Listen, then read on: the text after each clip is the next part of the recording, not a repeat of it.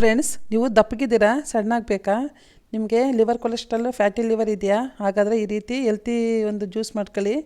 ಇದು ತುಂಬ ಒಳ್ಳೆಯದು. ಬೆಳಗ್ಗೆ ಖಾಲಿ ಹೊಟ್ಟೆಲಿ ಕುಡಿದ್ರೆ ನೋಡಿ ಎಷ್ಟು ಚೆನ್ನಾಗಿದೆ, ಬ್ಯೂಟಿಫುಲ್ ಆಗಿದೆ. ಇದಕ್ಕೆ ಬೇಕಾದಂಥ ಪದಾರ್ಥಗಳು ನೋಡಿ, ನಾನು ಅರ್ಧ ಹೋಳು ನಿಂಬೆಹಣ್ಣು ತೊಗೊಂಡಿದ್ದೀನಿ, ಮತ್ತು ಲಯನ್ದು ಕಂಪ್ನಿದು ಜೇನುತುಪ್ಪ ತೊಗೊಂಡಿದ್ದೀನಿ, ಒಂದು ಲೋಟ ಬಿಸಿನೀರು. ನೋಡಿ ಎಷ್ಟು ಒಳ್ಳೆಯದಿದ್ದು ತುಂಬವ.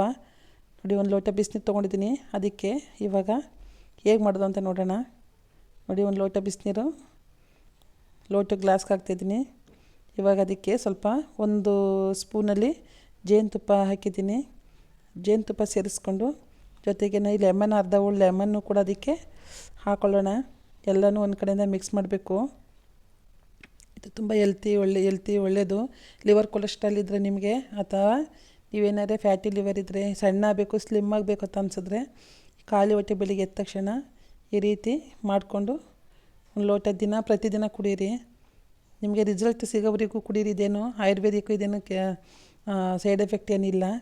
ನೋಡಿ ಎಷ್ಟು ಚೆನ್ನಾಗಿದೆ, ತುಂಬ ನೋಡ್ತಾ ಇದ್ದರೆ ಖುಷಿ ಆಗ್ತಿದೆ.